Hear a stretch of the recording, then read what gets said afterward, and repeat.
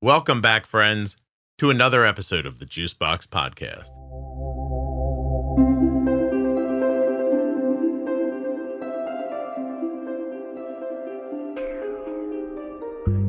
Hello, my name's John Wellslager, and I'm from Twiist, Florida, and I've been a diabetic since 1988 or 89.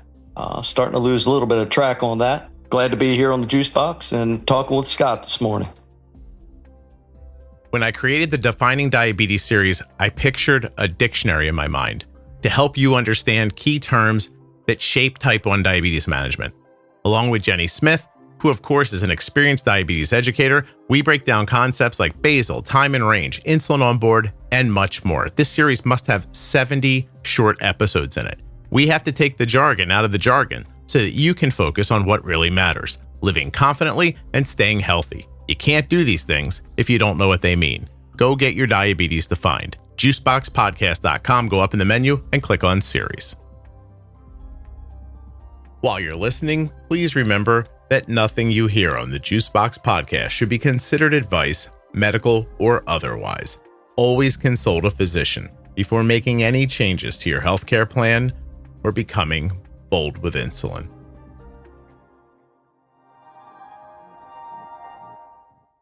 The episode you're about to listen to was sponsored by Touched by Type 1. Go check them out right now on Facebook, Instagram, and of course at touchedbytype1.org. Check out that programs tab when you get to the website to see all the great things that they're doing for people living with type 1 diabetes. Touchedbytype1.org. I'm having an on-body vibe alert. This episode of the Juicebox Podcast is sponsored by Eversense 365, the only 1-year wear CGM. That's one insertion and one CGM a year. One CGM, 1 year. Not every 10 or 14 days. EversenseCGM.com/juicebox. Today's episode is sponsored by the Tandem Mobi system with Control IQ Plus technology. If you are looking for the only system with auto bolus, multiple wear options, and full control from your personal iPhone, you're looking for Tandem's newest pump and algorithm.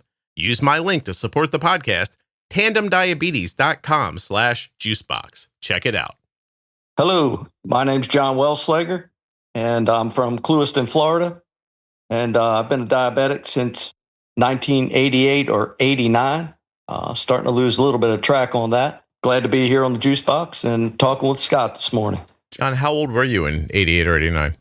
So I was 24 or 25 years old. Okay. I'm excited. I'm sorry, is there somebody else talking? I'm sorry, that was my phone. Chris, take that in the other room. Sorry about that. Don't be sorry. So sorry. No, it's a good way for us to explain who you are, maybe, right? Certainly. Yeah. You were 25, 89. Yes. Okay. Yes. I was diagnosed with type 2 in 89. So I wasn't diagnosed as a type 1, and I started on metformin. How long did that diagnosis stick with you and that management style? Probably until around 2004. Wait, 89, 99, almost 15 years? Yes, 15 years. You're a type 1? Well, good question. Okay. I asked my general doctor, who I have a story about as well later on, that very question about 6-8 weeks ago, and she said I'm probably a 1.5. So whatever a type 1.5 is probably where I'm at. I feel I'm pretty insulin dependent right now. Mm-hmm. I'm on a pump right now and have been since 2004. But what type am I? I don't really know. Isn't that really something? So, yeah. John, you use a regular GP for your care, or do you see an endocrinologist? Both. Okay. Both. In the beginning, was it just a GP? No, in the beginning, it was an endocrinologist. Oh. But I didn't follow up very well in my 20s. So I was, like I said, I was 24, 25. Mm-hmm. And, I was, back then it was, I listened to your podcast and I listened to your guests all the time. And the awareness that younger folks have now when they are diagnosed, especially with type 1, it seems night and day to the late 80s to me right now. Yeah, take me back there. What was told to you back then and what was your process? my thought process when I left out of there, and I couldn't even tell you my doctor's name right now. I can't remember. I know it was a man. It was, here, take these pills and stay away from sugar kind of thing. That's it. Yeah. And I really didn't follow up with any kind of dietitian or anything like that. I was always pretty fit, in my 20s. I was, I worked out quite a bit and I was fit, but so I stopped eating stuff with sugar in it, but, I may have some chips and stuff though. That doesn't have sugar, right? So that carb awareness was not even in the picture for me. Okay. And that obviously is not a good situation for somebody dealing with type 2 diabetes. That's for sure, let alone a type 1.5 or whatever I eventually morphed into, Right. As my pancreas slowed and almost to a stop, in my opinion, right now, Just metformin and some diet considerations. That was what you were doing? Yes. Okay. And that yes, went that's on what I was doing. like 14 years? Yes. What were your A1Cs during that time? Scott, I couldn't tell you. I didn't follow up, like I said, as I should with my doctors in those days. I moved here to Clewiston in 1996. I came to Florida. I'm originally from Maryland, and I was diagnosed in Maryland. A girl I was dating then, basically during my diagnosis, she basically said, I saw a flyer where I work, and it said if you pee a lot and you drink a lot, you better watch out for diabetes. And she said, you pee all the time and you drink all the time. And I'm an electrician. I was, in the field a lot, outside a lot. And I told her, I was like, I'm thirsty because I work outside and those kinds of things. And I pee a lot because I drink a lot. That was my thing, Sure. So I got one of the little test strip things, and, you peed on it and it turned whatever color it turned instantly. Yeah. I don't know, blue, orange, whatever it was. And so that's kind of how that went, So again, as I went through those 14, 15 years, I took those pills and I did the best that I could. I would check my sugar, but not regularly.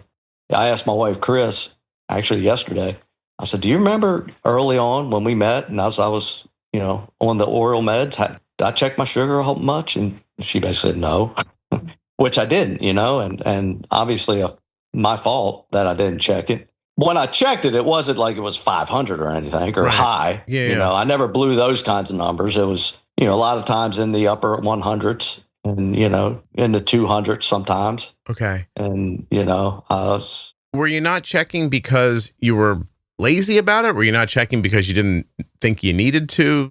Like, were you ignoring some direction or were you lacking direction? Probably a little bit of both. Okay. I was a very active person, and an electrician is a very active career. A lot of walking, a lot of up and downs, a lot of exercise, and then I also worked out quite a bit. No excuse to not really check my blood sugars and mind those. Scott. It's always what if. I'd never look back. I'm not that kind of person. But if I could go back to 1989 with the knowledge that I have today, I would say, I don't want those pills. I want to be on insulin or something. What else do you have? Yeah. And you know what I mean? But we cannot go back. No, of course. So I think a little bit of both, though. I would say, did I just ignore it or was I unaware of it? Probably a little bit of both, I would say, Fair coming enough. through those years. Yeah. So we don't know what our A1Cs were, not taking the oral med exactly like they were supposed to be. Correct. Do you have an expectation back then about what you're doing to yourself? You know what I mean? No, not necessarily. Okay. I can tell you this: when I moved to Clewiston, I met my wife in '94, and I moved to Clewiston, America's sweetest town, by the way, right on Lake Okeechobee. If anybody knows where Clewiston is, it's a very small farming community in South Central Florida. Okay. But I moved down here and I got up with a doctor here, a family doctor that my wife had gone to for years and years, delivered my wife actually, and an old country doctor, if you will, accepted payment with vegetables. And actually, my wife's birth was probably paid for by watermelons and tomatoes. So That's that crazy. kind of doctor. Awesome. A good, excellent doctor, though. And Yeah. Scott, what he told me the very first time I went to see him was, you need to try to keep your sugars 150 or better. He said, if you keep your sugars 150 or under, you'll never have a problem. And this was 1996 when I established care with him. Okay. He has since passed, and then, obviously the knowledge that I have now, I look at 150, do that little conversion everybody does on the internet, and that's a 7. That's where everybody tells you to be, right? A 7 or better on an A1C kind of thing, like a target for diabetics. Yep. Doc Forbes knew what he was talking about. I continue to do the best that I can on those oral meds. Mm-hmm. So you were shooting for that 7 just with the way you were eating? Is that, he's telling you to take the oral meds, which weren't getting taken every day. Is that correct? No, they were getting taken every day. They were. Okay. They were. But we weren't tracking outcomes to know if the medication was enough for doing anything. Not specifically. Not no. really. And meters, you're not testing on any. Yeah, I had basically, your blood glucose meters, and I was testing, but not every day, not religiously like. Got it. I should have been. I understand. Yeah. Okay. So what's the first time that there must be something that happens that makes you think I need to be paying closer attention to this? Like what was that thing? Yeah, that thing was a job site in South Tampa in October of 2003. Like I said, I'm an electrician. We used to do a lot of Lowe's home improvement centers all over the state. So I was traveling out of town quite a bit, for 3-4 months at a time while we built these buildings. And I was in charge of them on many occasions. And Scott, like at a Walmart or places like that, they have that big, huge light poles in the parking lot, real bright, right? Like a stadium. Of course. So probably about noon one day, we were just getting the power turned on in the building, and I turned all the breakers on to make the lights come on, and I walked out there to look at them. And I will never forget the day. And I looked up to see if they were coming on, and I saw like a big brown splotch run across my left eye, my vision in my left eye. Mm-hmm. It was like a little floating blob looking thing. Okay. I was like, oh, wow, that's probably not good. This is 2004. I am 40 years old. 2003, 39, sorry. So I went to the job trailer and I got a Yellow Pages and I called an eye doctor. I went that day to an eye doctor in Tampa, Florida. He did a retinal examination on me and he said, you need to go to a retinal specialist now. Mm-hmm. And I was like, well, it was like a Wednesday, Scott. Yeah. I could be called a workaholic, I think. And I told him, I said, well, it's Wednesday. Could it wait till like Friday? I'm up here working. And he said, no, you need to go like today. I called my wife and I headed back to Clewiston and had an appointment the next day and went to a retinal specialist in Fort Myers. And that set off a course of events that lasted about a year. I had my first eye surgery in April of 2004. Tax day, actually, April 15th of 2004 on my left eye. I know that you use Google a lot, Scott. Mm-hmm. Check out a vitrectomy. Vitrectomy. Yeah, I think I've seen it before. Yeah. You don't want to see it too much. It's a pretty rough looking, I think, for somebody that would watch and see exactly what they do. But I had that surgery April 15th of 2004. The results weren't real good. So when they took the patches off, I saw fingers, could see fingers kind of, mm-hmm. Real close within 6 inches of my face. But that was about it. Basically, my retina had detached. They tried to put it back on and it didn't work very well. So I went about 6 months after that. I continued to work with one eye. Basically, I could see a little bit out of that left eye, but not much. It was October 21st of 2004 that after some troubles with my right eye, I had my first eye surgery on my right eye in October of 2004. When they pulled those patches off the next day, I had pretty much a similar result in that eye.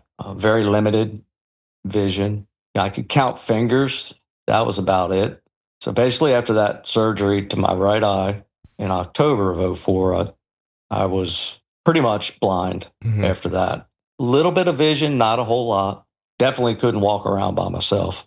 And subsequently, after that, for about 2 years, I went back and forth from Clewiston to Memphis, Tennessee, seeing the specialist that I was told by the guy in Fort Myers, the only guy that could help me was either in Memphis or at Bascom Palmer in Miami. The gentleman from Miami was out of the country for 3 weeks, and so I established with a guy in Memphis. Crisscrossed from here to Memphis for 2 years, 8 more surgeries. Pretty much has left me totally blind since then. So basically, I'm coming up. Today is October 9th, so here in about 10 days, about 2 weeks, it'll be 21 years. 21 years. So you haven't seen anything? Yeah.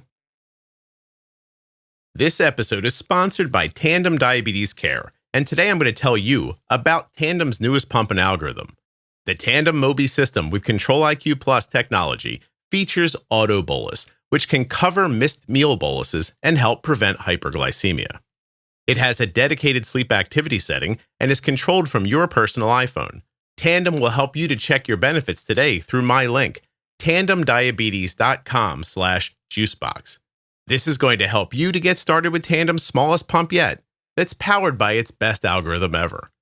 Control-IQ Plus technology helps to keep blood sugars in range by predicting glucose levels 30 minutes ahead, and it adjusts insulin accordingly. You can wear the Tandem Mobi in a number of ways. Wear it on body with a patch-like adhesive sleeve that is sold separately, clip it discreetly to your clothing, or slip it into your pocket. Head now to my link, tandemdiabetes.com/juicebox to check out your benefits and get started today. Why would you settle for changing your CGM every few weeks when you can have 365 days of reliable glucose data? Today's episode is sponsored by the Eversense 365. It is the only CGM with a tiny sensor that lasts a full year, sitting comfortably under your skin, with no more frequent sensor changes and essentially no compression lows for 1 year. You'll get your CGM data in real time on your phone, smartwatch, Android or iOS, even an Apple Watch. Predictive high and low alerts let you know where your glucose is headed before it gets there, so there's no surprises, just confidence. And you can instantly share that data with your healthcare provider or your family. You're going to get 1 year of reliable data without all those sensor changes. That's the Eversense 365. Gentle on your skin, strong for your life. 1 sensor a year that gives you one less thing to worry about. Head now to eversensecgm.com/juicebox to get started. No, I'm black blind, Scott. Okay. I don't see anything. I tell people a lot of times I'll come home from work and I'll be sitting here. My wife, beautiful wife, Christine, she may be working late or something or out with some friends. And if I come home, say at 5 o'clock in the afternoon, I don't turn on any lights. I don't really need them. And Chris will come home. Maybe she gets home at 8 o'clock or something. She comes in. She says, "It's dark in here." I was like, "Oh, is it?"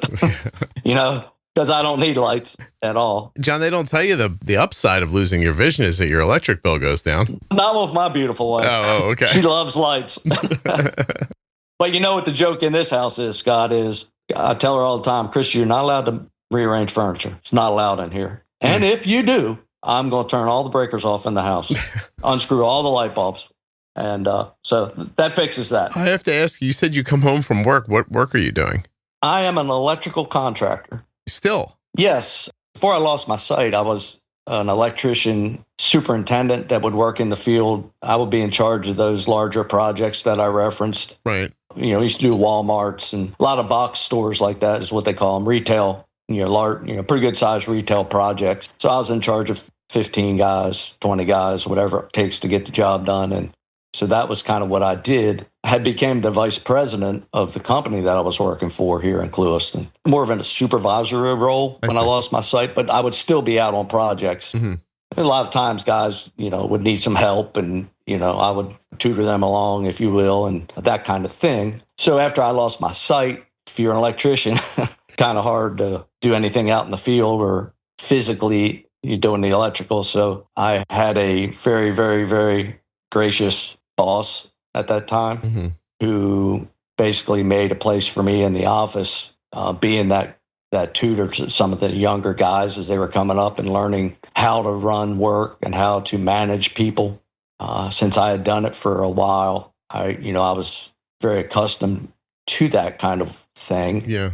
So, but answering the phone and those kinds of things and getting used to a computer, which was a 4-letter word for me back then, kind of still is depending on the day. As you saw my technical issues here before we got started, but I learned how to use a computer blind. Wow. Once I lost my sight, they sent a gentleman from the Division of Blind Services to basically show me how to work again. That's impressive. Really. That's really impressive. And do you read Braille now? No, I never learned how to read Braille. You don't really have to learn now. Okay. I guess everything can talk to you at this point, right? Yeah. Everything, like, my iPhone and my computer, I use a program called JAWS on the computer. It stands for Job Access with Speech. It's a pretty powerful program. Yeah. A lot of visually impaired people use it. That enabled me to start communicating in a management role at my office with purchasing and management. I'd never sent an email before I lost my sight. No kidding. No. And again, the one thing I did on the computer with my sight, I wanted to surprise Chris with tickets to like a Kenny Chesney or Brad Paisley concert. I don't remember which. It was a country artist. And by the time I got our tickets, because those things time out, like if you're picking your seats and stuff like that, right. I don't know if you're familiar, but no, I am. We were in nosebleed section, dude. By the time I was able to get everything in there, and so I despised computers. You didn't care how far you were from the stage. Your wife probably didn't like it so much. Right. Yeah. But actually, that was before I lost my sight. Okay.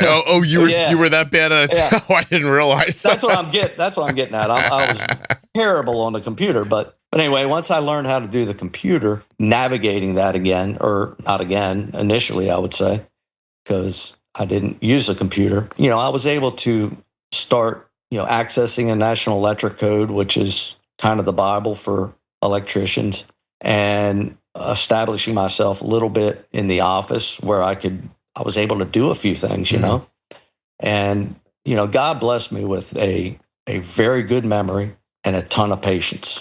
Okay. Those are key to being blind, Scott. I would imagine. Just imagine, you know what I mean? You have to have a lot of patience because you're always waiting on a ride, or if you need some assistance getting somewhere, or these kinds of things. And the memory, think about it.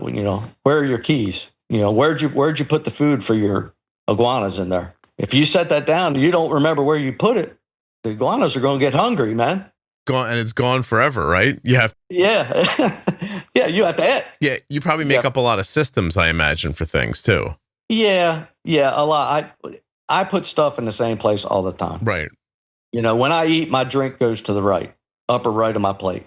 Mm. There are systems. Scott, you brush your teeth every day, right? A couple times a day, probably? Yeah. Close your eyes and put the toothpaste on your toothbrush next time you do it. Challenging. Yeah. Challenging without getting your fingers messy, right? Interesting. Yeah, every little thing. But if you squirt the toothpaste in your mouth, you don't have to put it on your toothbrush. Oh. Little easier, right? So there's just different little things when you're blind. But John, that's a better idea. What else are you doing that I should be doing? Well, you drink coffee? No, I don't. I'm sorry. Okay. Yeah. That's quite all right. Yeah. I drink it. I love it. Well, when you can see, drinking coffee is very easy. You put the amount of cream you want in, you pour it. To color. And you drink it. Yeah. Right? So when you're blind, you have to use 4 senses instead of 1 to make a cup of coffee. You ready for this? Yeah, I am. Number 1, you open the cream and make sure it's not sour. You can do that with smell. Mm-hmm. All right. So then you put the cream in the cup to make sure how much cream is in there. You use your finger in it to see how much cream you poured in. Right? Mm-hmm. That's 2. That's touch. Then the third one, is you pour your cup. You don't want to use your finger to see how much coffee's in there because you'll get it burned. but you listen and the pitch changes as it fills. That's 3. And then obviously you give it a taste to make sure you have it right. That's 4 senses to do what 1 used to do. To where you used to just pour it till the color looked right and you were done. Perfect. Yeah. You know it's going to taste good. Yeah. You don't have to smell it. You look at the label on the cream to make sure it's not bad. Now, John, So when this happens to you, do they say this is from like mismanaged diabetes? What do they tell you the reasoning for this is? yeah, diabetic retinopathy. Okay. So my vision loss was caused by diabetic retinopathy. The reason I had 10 eye operations, Scott, was because during the healing, once they reattach your retina, which is a very small membrane in the back of your eye that basically connects to your optic nerve to allow you to see, the scar tissue from the healing process was ripping my retinas back off. So my body, the miracle of my body was trying to heal, but it was being too aggressive. The scar tissue there from the manipulation in the eye surgeries was grabbing the retinas and pulling them back off and detaching them again. And then I had to go back and they reattach. Is there any conversation with endocrinology about, well, obviously things aren't going well, we need to do a better job for you? Yes. Okay. Yes. After I lost my sight, I went on insulin. Okay. I mean, there's people that come on here all the time and talk about balls that are dropped by physicians, and then you have to go back in and they're basically like, well, oops, but the oops doesn't usually end with you not being able to see. Correct. And I mean, I realize you have your part in it as well, but along the way, if someone would have put you on insulin, maybe this doesn't happen. Maybe you're tested your C-peptide or whatever. Like, I don't know what else could have been done, but it doesn't sound like any of it happened. So is there, I know you said you don't look back, but is there anger there from you? No. Because why? I've never been angry because of God. Okay. So not because you feel like it's your fault or like. No. Okay. I don't think it's anybody's fault. I see. I think our God has a plan, and this was all planned. That's how I feel. Okay. Now, I've discussed this with a lot of people. There's a lot of people that say, well, how do you have that attitude? If that was me, I'd put a gun in my mouth. Well, I don't know about If that. that was me. People say that to you? Yeah. Really? I've had employees say that to me. When you hear people say like, oh, I could, you got diabetes, I could never give myself a shot. Is that their version of that? Oh, you're blind, I couldn't live that way? Yeah. Oh, geez, I see. It is. I see. It's very sad. Yeah. It's very sad. In today's world, I think vision sometimes can be a detriment. I think that vision, a lot of times people are crippled by their vision because they come to conclusions about things before they even let those things happen.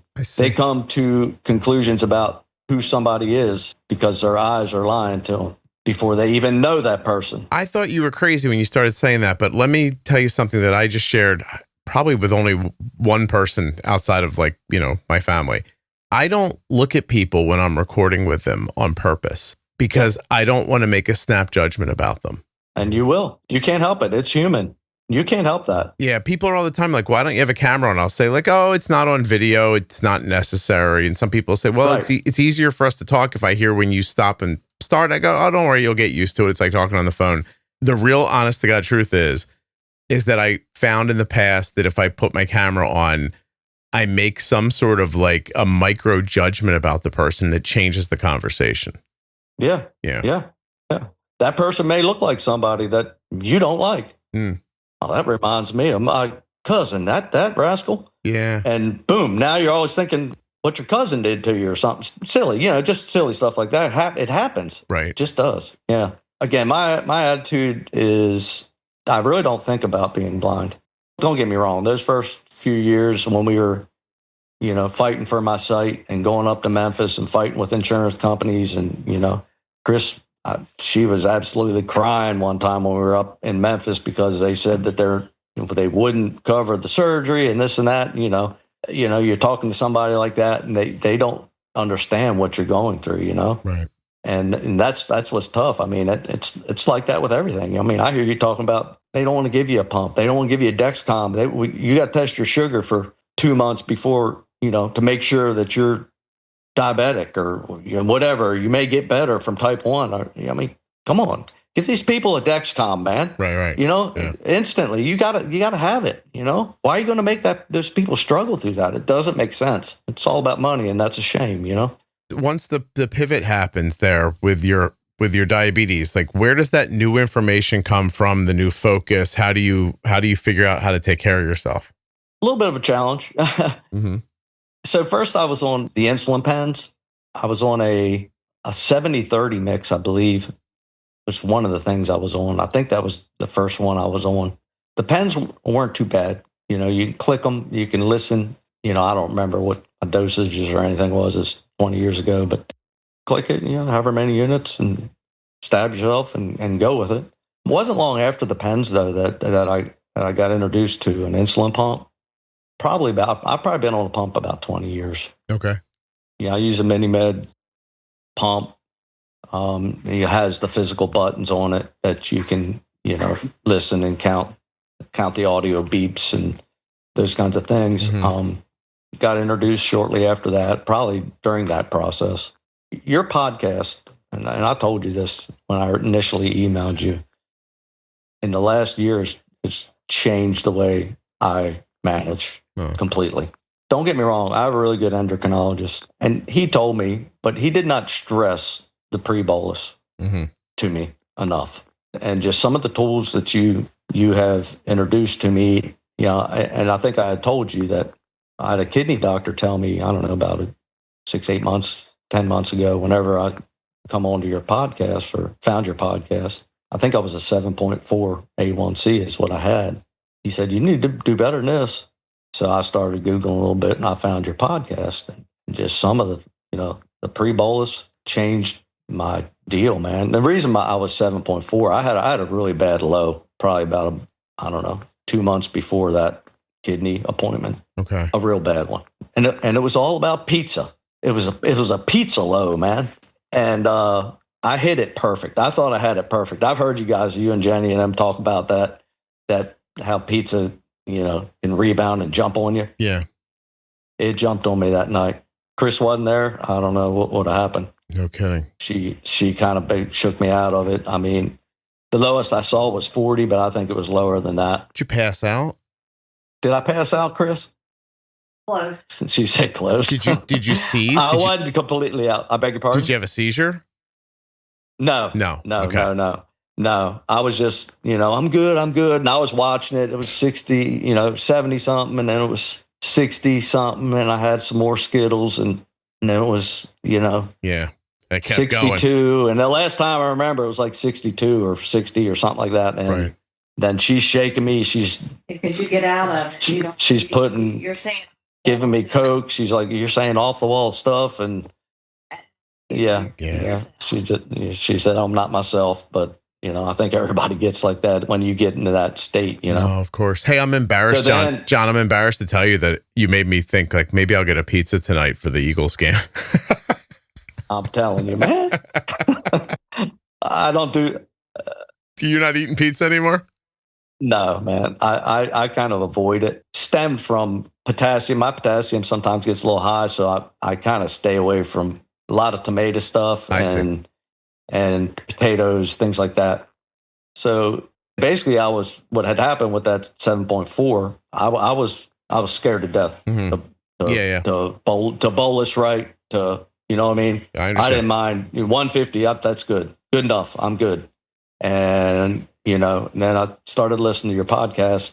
There's just so many things in your podcast that are so important. I've shared your podcast with so many people over the last 6 months. Everybody that I talked to, my doctors, all of them. I appreciate it. And yeah, man, it's a life-changing thing. Pre-bolus, the bump and nudge, it's not stacking if you need it. And, all of them, all of your pointers, man, are just spot on. They work perfectly. I appreciate knowing that. Yeah, I have to tell you, the most fun thing about going back and forth between you, and me and email is that you pretty consistently refer to yourself as a blind electrician. You're like, it's John, the blind electrician. Like, I get that, that email from you a lot.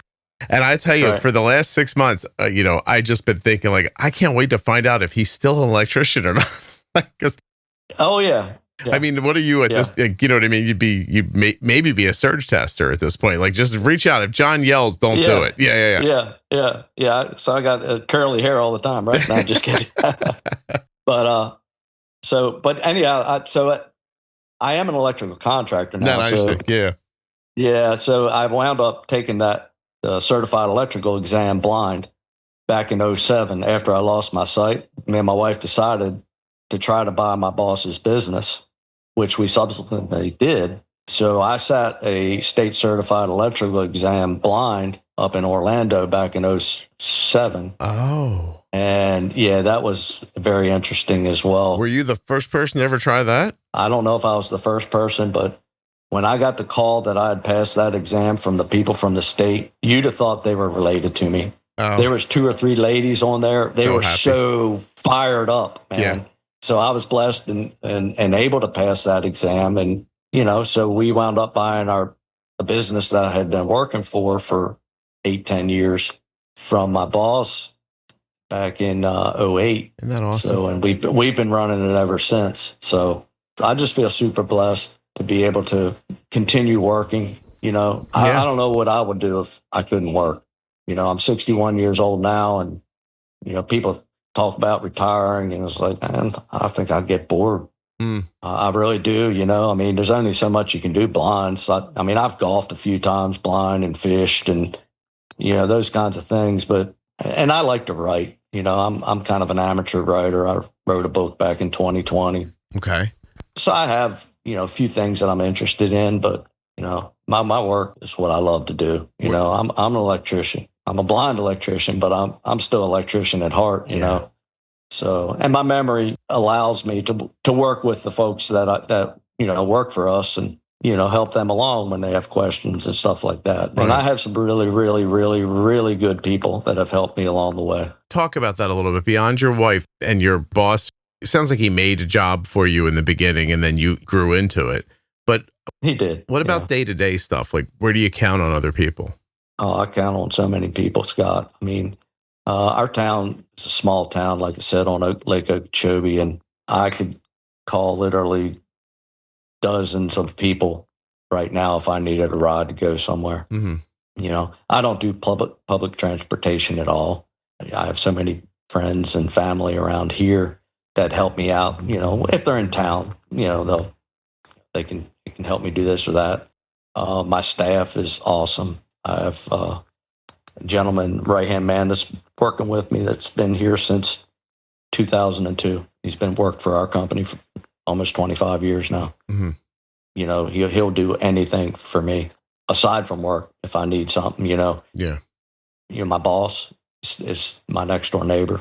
We live right alongside of each other. When I say my boss, the gentleman that I bought the business from, got a great church family. Yeah. This little town is something else. I tell you, there's nothing like it. John, let me share with you. I was flying to Orlando a few weeks ago to speak at the Touch by Type 1 event, and I overheard a guy talking on the plane, and he was flying from New Jersey to Orlando to help a friend of his just go grocery shopping and do some stuff that he needed. And he was in his 60s, but he had a friend that was much older than him, probably 15, 20 years older than him. And the guy it was getting tough for him. He needed help. He couldn't find help anywhere else. And this guy got on a plane and flew down to help him. That's amazing. Super impressed by that. Yeah, it's amazing. People, there are things, Scott, in this life that people do that you don't know about, right? Mm. And I'm a Christian man, and I believe God puts people in our lives, right? Things don't just happen. Just like my vision loss, it just didn't just happen. There's a reason for everything in our life, I think. And I'll tell you, I had another health problem hit me a few years back. I wanted to ask you about the rest of your health, actually. So this is perfect. Tell me about that. Well, it kind of ties into your friend coming down from, what'd you say, Atlanta, you said? No, they went from New Jersey to Orlando. From Jersey. Yeah. Wow. Jeez. Wow. Yeah. That's a trip, man. Mm-hmm. That's awesome. That's love right there. Yeah. That's what that is. I wanted to share with you about love. something that happened to me. So I had struggled with kidney disease now for 20 years or so. Probably about the same time I lost my sight. I started seeing nephrologists, and my kidney function was in like the 40% range there for years and years. And again, diabetes, long time diabetic, and it started declining. 15 years ago, 35, you're just sitting watching it. Do the best that you can. Kidney function's all about blood sugars and blood pressure. If those get wonked out, our kidneys don't like it. Mm-hmm.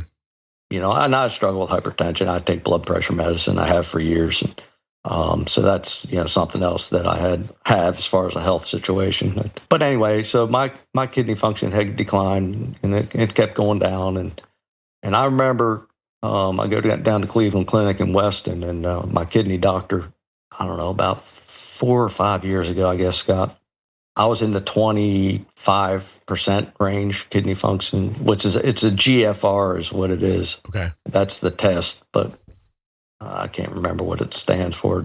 I should know. But anyway, that's basically your function number, right? So I had drifted down to like 24, 23 for like 2 or 3 tests in a row. I think it was 2. He said, if you come in next time with another sub 25 on that GFR, he said, you'd be eligible for a transplant. And my wife could tell you right now, if she was on here with me, I started sweating like crazy in there. I was like, oh my God, this is real, man. Yeah. I couldn't get out of that doctor's office fast enough that day. It continued to decline. In 22, probably the summer of 22, it had gotten down to 15% function. And it was drifting around there, back and forth, 14, 15, 16, all in there. Yeah. So I wound up getting on a transplant list. Well, first, basically, you have to get tested for it. Went through a whole bunch of tests, take a whole bunch of blood out of you, and make sure you don't have cancer or something like that that would disqualify you. Right. And in the meanwhile, Scott, me and my mom were talking, and my mom has helped me and Chris through so much through my vision loss and everything over the years. Moms are moms, right? And she's awesome.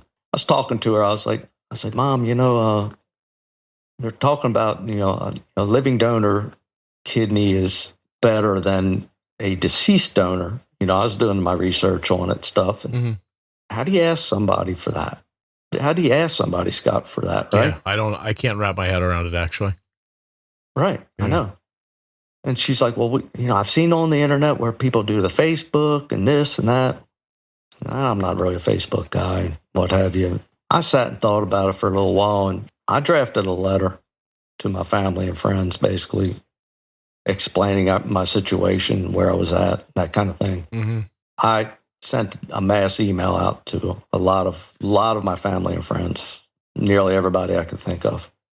And I attached this letter, and I, basically said, hey, you see my letter. I'm struggling with this situation in my life right now, and take a look at it, consider it. And it basically talked about the kidney disease and the function and where it was at, and how a lot of people get to that area. Now, I was not on dialysis. I was never on dialysis. Okay. But I reached out to all these people, and it was the hardest email I pushed send on in my life. It's really hard. So I was going through all my tests at Cleveland Clinic, that kind of thing, Scott. And one day I was at work. I got used to the Cleveland Clinic phone number, 954-659-5000, by the way. So that number comes across on my cell phone. And I was like, well, it's probably a doctor wanting something, another test, whatever. Well, it was a lady at the transplant center, and she said, you have a couple more tests. You got to get a colonoscopy and this and that. We've had an overwhelming amount of people who want to give their kidney to you. Jeez.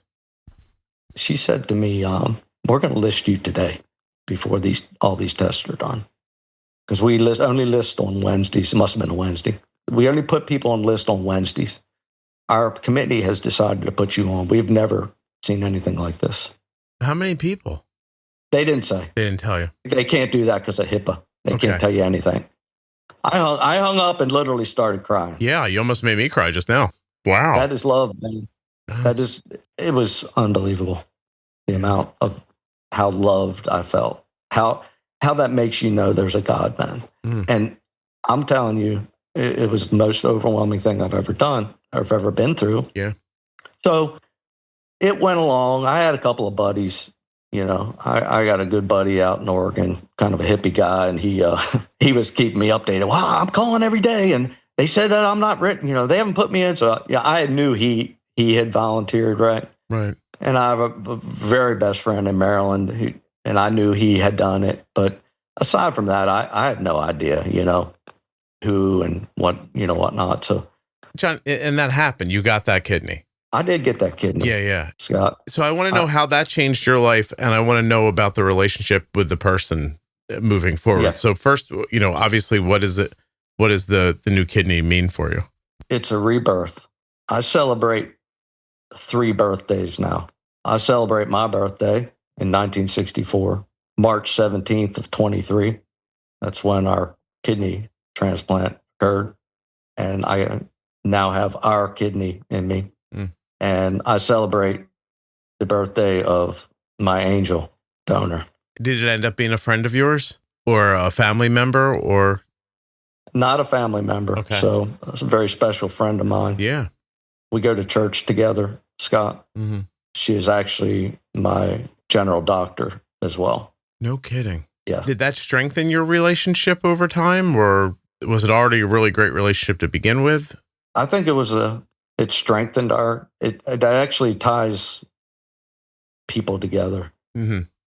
It's such a selfless act, sacrificing a part of yourself to save somebody else. Yeah, sincerely.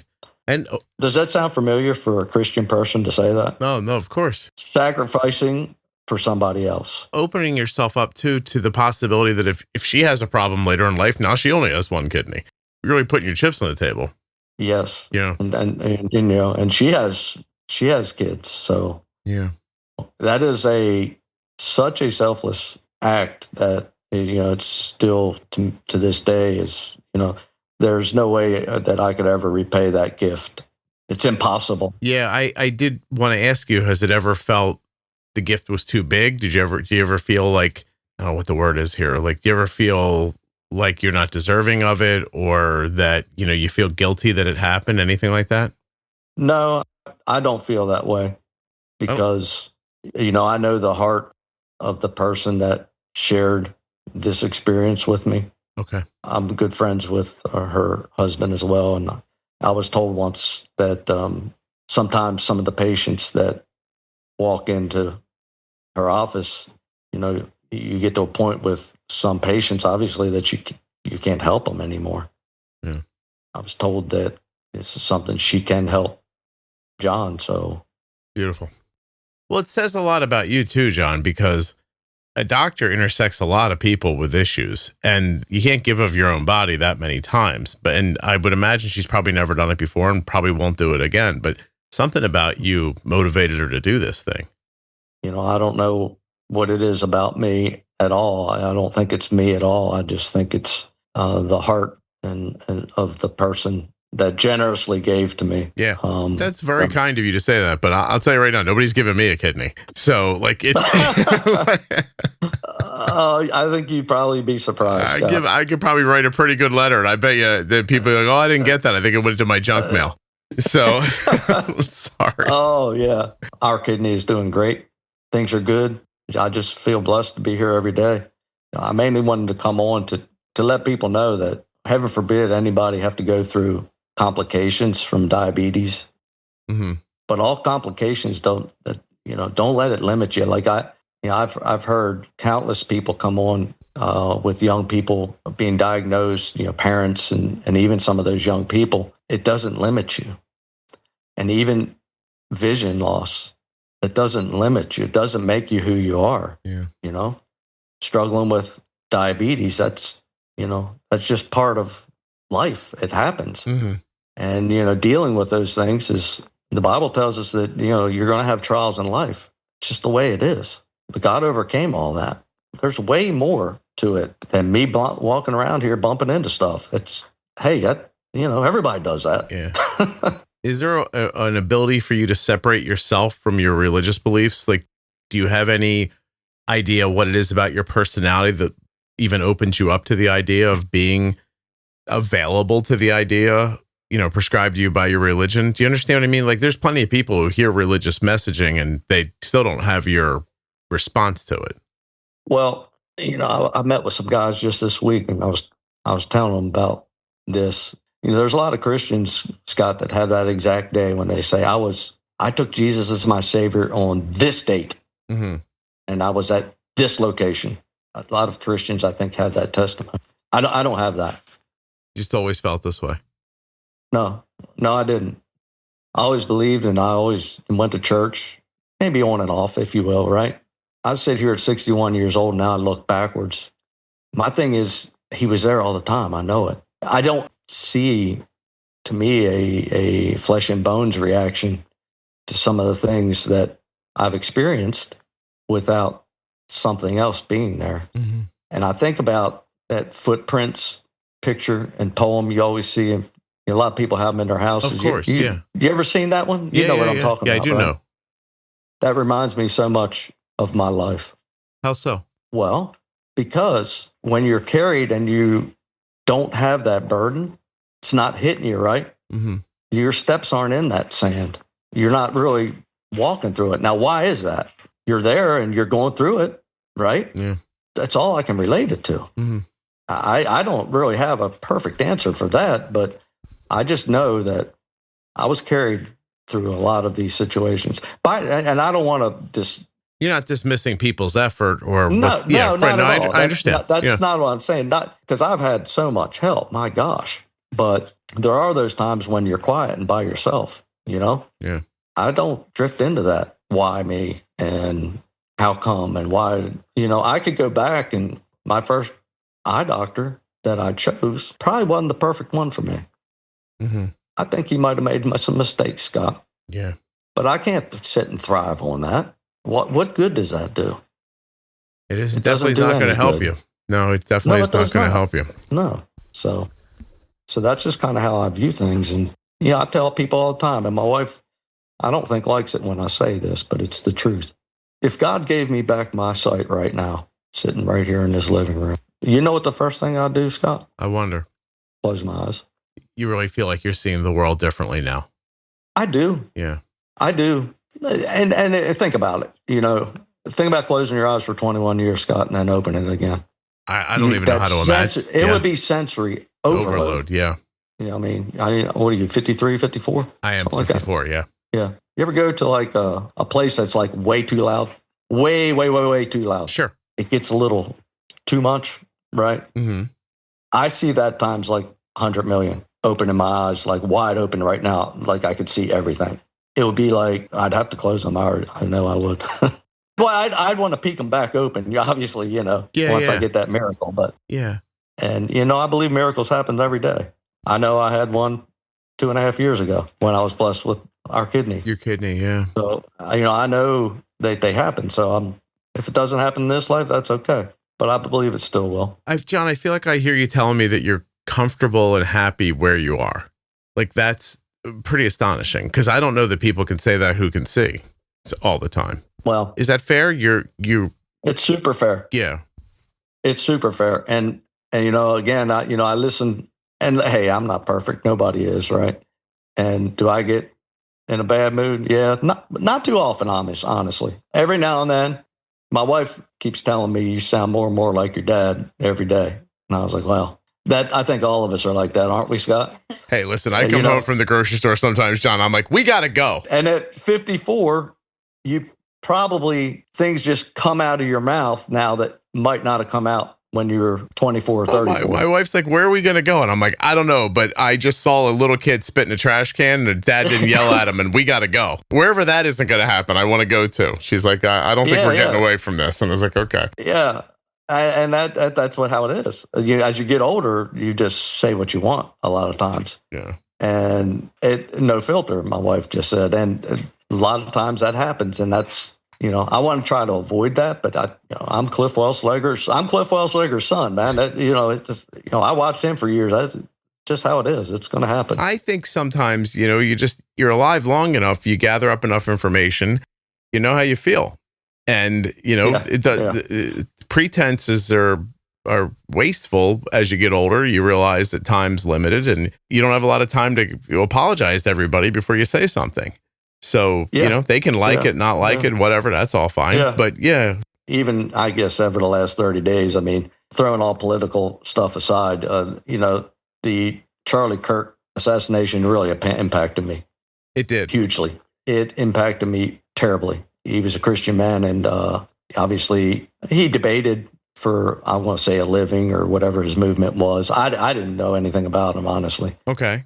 Till all that happened, but I started listening to those kinds of talks, right, Scott? Mm. And then I listened to how that man debated, right, with folks. Again, forget politics. I don't care about that anyway. The way that he talked to people, interjecting fairness, but wanting to give his point, right? At 61 years old, I think he was 31. I almost feel like I've wasted time by the way sometimes I react and really how the world reacts in, let's call it a debate situation or any kind of really interaction, right? What do you wish you would have done differently? Reacted different, responded different. In other words, disagreed with you. You wish you would have heard him out? Yes. Yeah. Always.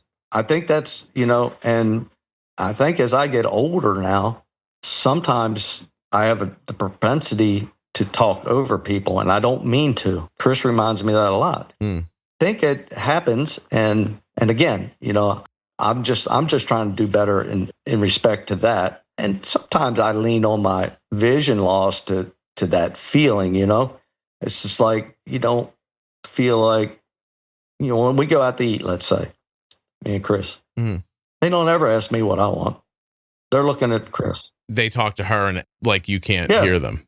Yeah. Yeah. Yeah. I understand. Most people, very few, come across a blind person every day. Yeah, they just don't. They don't know how to react to them, And I understand that. It's just, sometimes it's like, hey, I'm over here. Hey, that doesn't change how you feel about it. Yeah. Yeah. Their misunderstanding isn't going to help you feel better about it. Yeah. I mean, being blind is, I'm telling you, man, sometimes it's just so funny, man. I could sit here for 2 hours and tell you different blind jokes that have happened to me along the way. That's what I call them, blind jokes. And basically just things that have happened that are hilarious. Mm.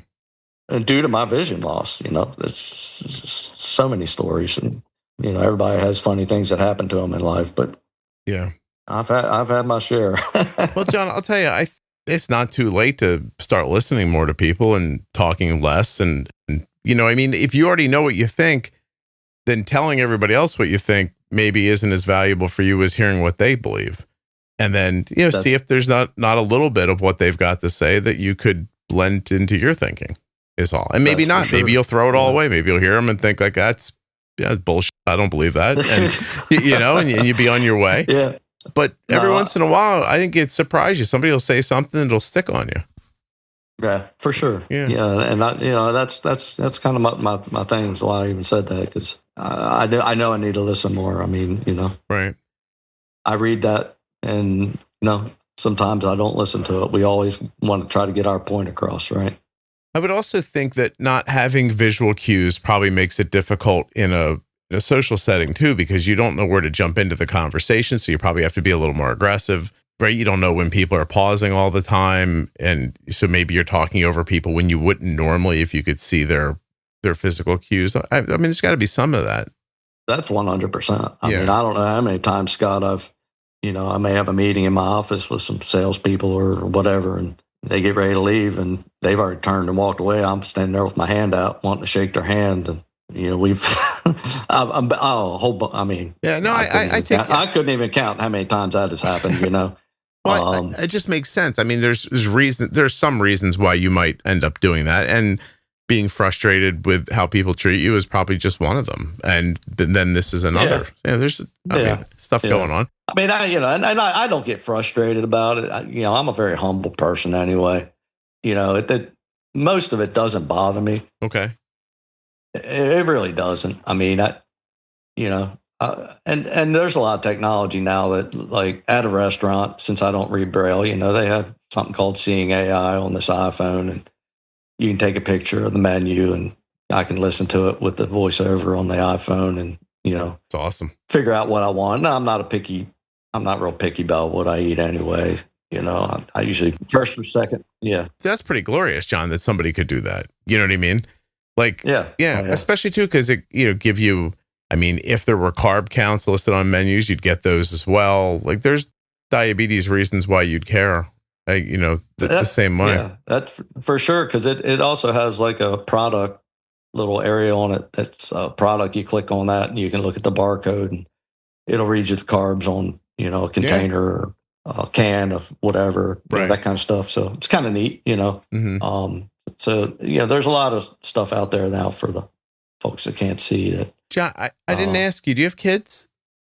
No, we don't have any kids. You don't have kids? No, we have nephews and nieces that are grown now. And and then we're starting to watch their kids. So that's kind of how that rolls. Did you guys not want children or did it not work out? It was kind of timing. Chris lost her parents when she was real, pretty young in her 30s, early 30s. And, we got married. A little later. How old were you? 29, she just said. Okay.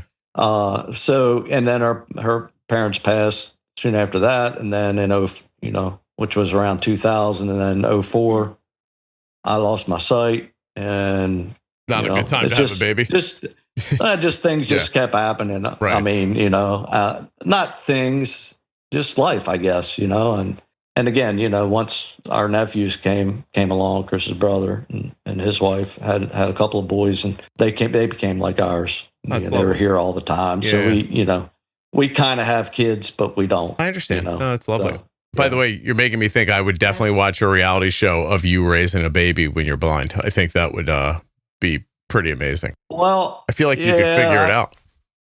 Doug, the guy that trained me on the computer, he was blind as well. I don't know if I mentioned that. So that was definitely the blind leading the blind on that deal. But but he was telling me he had triplets, Chris. He had twins or triplets. No kidding. They were little kids. Yeah, and he was blind. Wow. He was telling me one time. He's like, I was bathing Jeremiah or whatever the kid's name was. We had the shampoo there and all this. And he said, I picked up the tube and put it in there, rubbed it on his hair, and I smelled it. He said, John, I put toothpaste in his hair, wash his hair. I was like, Doug, man, what are you doing? It's probably bright and shiny. That's nice, though. Yeah, no, but I would imagine that it would have been, I would have demanded the kid, they would have had to have bells on their shoes and, little things like that I had thought of over the years that, would be beneficial bringing up kids and stuff like that. But, but again, those nephews, they were right there with me. And as I was testing my sugar, he would, because I have a talking meter, blood glucose meter. Yeah. And he would say, the one boy would always say, apply blood now. Because it was like a little robotic voice on the sugar meter. And he would always mimic that when come running over to see how my sugar was, and that kind of stuff. That's very nice. Hey, you mentioned living on, it's Lake Okeechobee. How do you say it? Lake Okeechobee. Okeechobee. Is that the Everglades? Are you in that part of the state? Yeah. This is the Everglades here. We're in the Glades. Basically, the towns surrounding Lake Okeechobee are considered the Glades, if you will. Okay. Lake Okeechobee is the big, huge lake. Blue spot in the middle of the state there, kind of the south part. We're right between Fort Myers and West Palm Beach. If you put your finger on the map, that's where our little town is. I see. So, I see. Yeah. Awesome. Yeah. Oh, it's really something. You've been there since you moved there from Maryland. Yeah. 1996. 96. Yeah. So when I came down here. Wow. I originally relocated to the West Coast in Bradenton, around the Bradenton area on the West Coast of Florida in 1992. Okay. But Chris and I got set up on a blind date. Yeah, that's right, a blind date. I wasn't blind then, but I knew what you meant. Anyway, yeah. It was blind to me, though. Chris had seen a picture, but anyway, whatever. She cheated a little bit. Yeah, you're bragging. So. I hear it, John. Okay. Yeah, man. How worried are we that being blind's not going to get you, but you're going to get snatched up by an alligator or a snake at some point? Is that a concern or no? Not terribly. They stay over in the lake pretty much. We don't have too many right here by our house. There's a lot of canals that run up around Clewiston, that they bring up and down for the farming and stuff like that during different times of the years. And the gators kind of hang out in the canals and stuff, but they don't venture out of those too much and, run around in people's driveways or anything. There was a black bear running around here, I don't know, 6 or 8 years ago, running around town. People saw it in some trees and palm trees and stuff around town. Right now we have a coyote epidemic here in town. They're killing a bunch of cats. Oh. They come out of the cane fields and eat up people's cats and stuff. Kidding. So they're trying to get rid of them. So my last little throwaway question that I've been wondering the whole time is what kind of farming goes on there? Sugarcane. It's America's sweetest town is Clewiston, Florida. I heard you say that before. Okay. All right. Yeah, that's why. If you come into Clewiston from pretty much any direction, Scott, all you will see is sugarcane fields. Basically, real tall, leafy. I don't know if you know what sugarcane looks like, but it's like a tall, leafy kind of plant that, it's kind of pretty when it's blowing in the wind. Yeah. You come down, it's just fields and fields full of it. And you've probably seen pictures of they burn it before they harvest it to get all the leaves and stuff off, because the stalk is where all the cane is, where all the sugarcane stuff is. They have big fires every now and then. Everybody's, a lot of people that don't know anything about it be like, "Oh my God, the whole place is on fire." But they're basically controlled burns, that kind of thing. John, I actually have a meeting I have to jump on, but I want to tell you first that I don't know. Did you hear episode 1591? It was called "The Sweetest Irony." It was Renee. Her father was a Louisiana sugarcane farmer. I don't think I have. I'll have to go back and check that one out. She grew up on a sugarcane farm and has type 1 now. I'll be darned. Yeah, I'm sorry to tell you, I do have to get to a meeting. Hey, no problem. No. I want to thank you. This has been really lovely, and I appreciate you. I know it was, more effort for you to come on the podcast than it is for a lot of people. So thank you. Thanks to your wife, your lovely wife, for setting things up with you and everything as well. Oh yeah. No, I appreciate your time. And, I encourage people, that are listening, if you get any complications from this disease, it is not the end of the world. And just trust things will go your way and keep pushing on. And everybody keep that sugar under control. It's really important. John, I appreciate your message and sharing what went right and what went wrong for you too. I think it's really valuable for people to hear. Yes, sir. No, all for right, sure. Man. Well, I heard Chris in the back. By the way, I heard Chris in the background. She's not wrong. You do have a passion for this that is commendable, and I really do hope people heard it like the way that I did today. So thank you. All right, thank you, Scott, and I appreciate your podcast and everything you're doing. You're changing lives, man. Well, thank you very much. It's awesome. No, you're very kind. All right, buddy. Hold on 1 second for me, okay?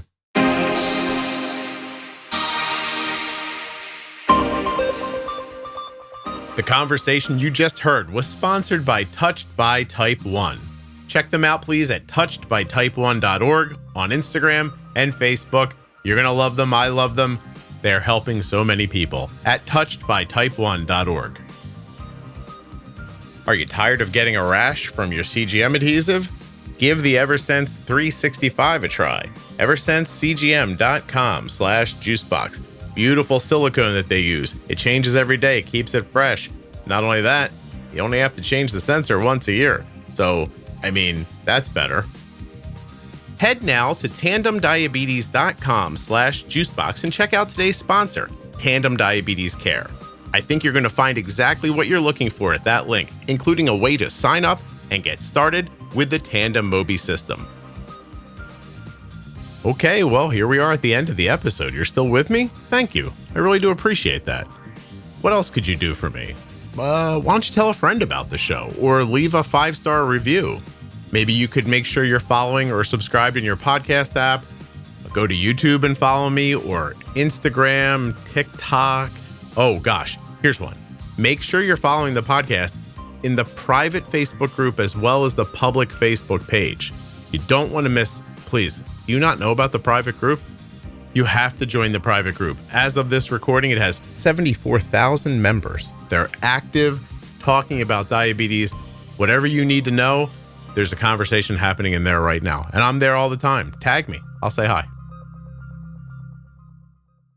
If this is your first time listening to the Juicebox Podcast and you'd like to hear more, download Apple Podcasts or Spotify, really any audio app at all. Look for the Juicebox Podcast and follow or subscribe. We put out new content every day that you'll enjoy. Want to learn more about your diabetes management? Go to juiceboxpodcast.com up in the menu and look for Bold Beginnings, the Diabetes Pro Tip series, and much more. This podcast is full of collections and series of information that will help you to live better with insulin. The episode you just heard was professionally edited by Wrong Way Recording, wrongwayrecording.com.